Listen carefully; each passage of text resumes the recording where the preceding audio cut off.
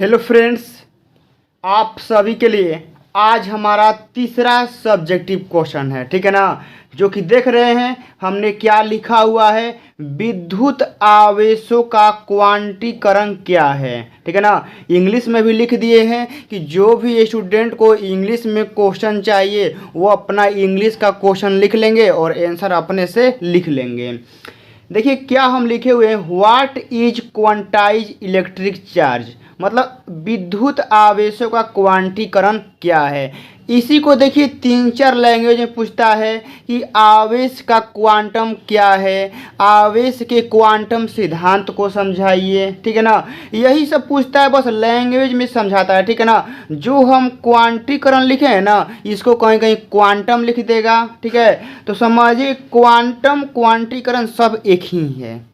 तो पूरा आप लोग क्वेश्चन समझ में आ गया है। यह क्वेश्चन अक्सर आपके 2 नंबर सवाल में देखने को मिल सकता है और प्रत्येक साल तो नहीं कहेंगे, लेकिन कभी कभी साल में पूछा गया है कि आवेशों का क्वांटीकरण क्या है, व आवेशों का क्वांटीकरण को समझाइए, विस्तार कीजिए, ऐसे का सवाल आता रहता है। देखिए आपको सबसे पहले आंसर कैसे लिखना है, जिस तरीका से हम आंसर लिखे हैं उसी तरीका से आपको भी अपने कॉपी में नोटबुक में लिखना है। देखिए ये वाला आपका क्वेश्चन हो गया। ठीक है ना। यहाँ आप लोग आंसर लिख के, ठीक है ना, उसके बाद लिखिएगा आवेशों का क्वांटीकरण, और इसके बाद हम नीचे लिखे हैं डिफिनेशन। देखिए क्या लिखे हुए हैं, प्रत्येक पदार्थ समान रूप से उदासीन यानी आवेशहीन होता है। देखिए दुनिया में कोई भी वस्तु है, जब तक आप उसमें कोई छेड़छाड़ नहीं कीजिएगा, यानी वह नॉर्मल स्थिति में रहेगा तो वह उदासीन रहेगा, आवेशहीन रहेगा। तो उसी फर्स्ट लाइन में यही लिखा गया है कि प्रत्येक पदार्थ सामान्य रूप से उदासीन होता है, मतलब सामान्य अवस्था में क्या होता है, उदासीन होता है। परंतु इन वस्तुओं में जब इलेक्ट्रॉन का आदान प्रदान होता है तब ये वस्तु आवेशित हो जाते हैं। बिल्कुल 100% एकदम एक्यूरेट लिखा गया है। देखिए सामान्य अवस्था में वस्तु क्या होता है, उदासीन होता है, लेकिन जब हम वस्तु में इलेक्ट्रॉन का आदान प्रदान करेंगे ना तो वस्तु क्या होगा, आवेशित होगा। आवेशित कहने का मतलब है कि पॉजिटिव भी हो सकता है, निगेटिव भी हो सकता है। तो यह तो आप समझ गए।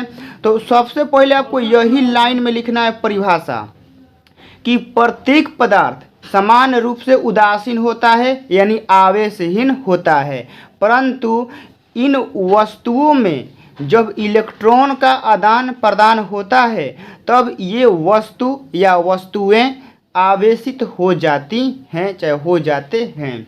इतना लिखने के बाद अब नीचे आखिर देखिए, आखिर वस्तु पर आवेश कितना होगा समझिए। अतः किसी पिंड पर आवेश, मान लीजिए कि वह वस्तु आवेशित होगा तो उस पर आवेश होगा। तो देखिए क्या होता है, तो यहाँ लिखे हुए हैं कि अतः किसी पिंड पर आवेश कितना होता है, Q = ±NE होता है। लेकिन इसमें बहुत सारा कॉन्सेप्ट छिपा रहता है, ध्यान से समझिएगा, क्योंकि 1 नंबरिया में भी देखने को सवाल मिल जाता है ई वाला। देखिए Q बराबर क्या होता है, ±NE। ई आपका क्या है, इलेक्ट्रॉन है। तो यहाँ देखिए लिखे हैं जहाँ n बराबर, जो आपका यहाँ n आता है वह n का मान 1 2 3 4 5 6 7 8 9 होना चाहिए। ठीक है ना। मतलब n का मान आपका पारकृत संख्या होना चाहिए यदि कोई वस्तु आवेशित है तो। ठीक है, समझ गए। तो अब समझिए n का मान आपको 1.5 2.5 मतलब कि 1.33 1.44 ये सब आपको नहीं लेना है। ठीक है, n का मान आपका 1 2 3 4 5 6 7 ऐसे ही होता है। तो यहाँ लिखे हुए हैं जहाँ n का मान एक पूर्ण संख्या होगी। ठीक है ना। पूर्ण संख्या मतलब यहाँ आप लोग 0 भी ऐड कर सकते हैं, यदि वह वस्तु आवेशित नहीं है तो n का मान कितना आ जाएगा, 0 आ जाएगा। तो वही लिखा हुआ है। अब नीचे पूरा इसका निष्कर्ष लिखा हुआ है। देखिए नीचे हम लिखे हुए निष्कर्ष में, अतः किसी पिंड पर आवेश का परिमाण। मान लीजिए कोई वस्तु आवेशित होता है तो उस पर जो आवेश का परिमाण होता है हमेशा इलेक्ट्रॉन के मान का पूर्णांक संख्या के गुणांक के बराबर, मतलब गुणांक के रूप में होता है। तो वही कहने का मतलब है कि किसी पिंड पर आवेश का परिमाण हमेशा इलेक्ट्रॉन के मान का पूर्णांक संख्या के गुणक के रूप में होता है। मतलब जो भी वस्तु पर आवेश होगा, ठीक है ना, वह इलेक्ट्रॉन के मान के 1 गुना, 2 गुना, 4 गुना, 5 गुना, 6 गुना ऐसे होता है। इसी को कहते हैं कि यही आवेश का क्वांटीकरण कहलाता है। ठीक है ना। आप लोगों में सिद्धांत आएगा तो यही लिखिएगा कि यही आवेश का क्वांटीकरण सिद्धांत है। ठीक है ना। क्वांटम आएगा तो लिखिएगा यही आवेश का क्वांटम सिद्धांत है। जैसा पूछेगा वैसा आप थोड़ा मोड़ा घुमा के लिख लीजिएगा। ठीक है। तो आवेश का क्वांटीकरण या आवेश का क्वांटम सिद्धांत बहुत बहुत इम्पोर्टेंट है। यहाँ से देखिए, बस आपको हम संक्षेप में एक बार बोल के समझा दे रहे हैं। ठीक है, कि किसी भी वस्तु में देखिए सामान्य अवस्था में वस्तु उदासीन होता है, लेकिन जब आप, ठीक है ना, लेकिन जब आप वस्तु में इलेक्ट्रॉन का आदान प्रदान कीजिएगा तो वस्तु आवेशित होता है। लेकिन जब वस्तु आवेशित हो जाएगा तो जो वस्तु में आवेश का परिमाण होगा, ठीक है ना, वह इलेक्ट्रॉन के मान के पूर्ण संख्या के गुणांक के बराबर होता है। जैसे n का मान लिखे है ना, 1 2 3 4 5 ऐसे ही होता है।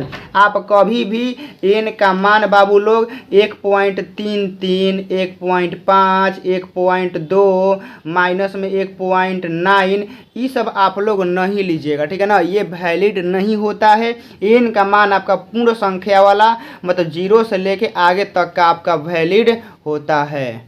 ठीक है, तो पूरा आप लोग समझ गए कि आवेश का आपका क्वांटीकरण सिद्धांत क्या होता है। आप लोग समझ गए। चलिए, तो अब मिलते हैं क्वेश्चन नंबर 4 में। इसको बढ़िया से जिस वे से हम लिखे हैं ना, उसी वे से, उसी तरीक़ा से आप लोग लिखिएगा। 100% आपको 2 नंबर कोई नहीं काट सकता है। पूरा एक बार हम दिखा दे रहे हैं, आप लोग बढ़िया से इसको नोट कर लीजिए। ठीक है ना। आप लोग ऐसे ही अपने नोटबुक में इसको अच्छा से लिख के इतना तो हम समझा दिए कि दिमाग में सेट हो गया होगा।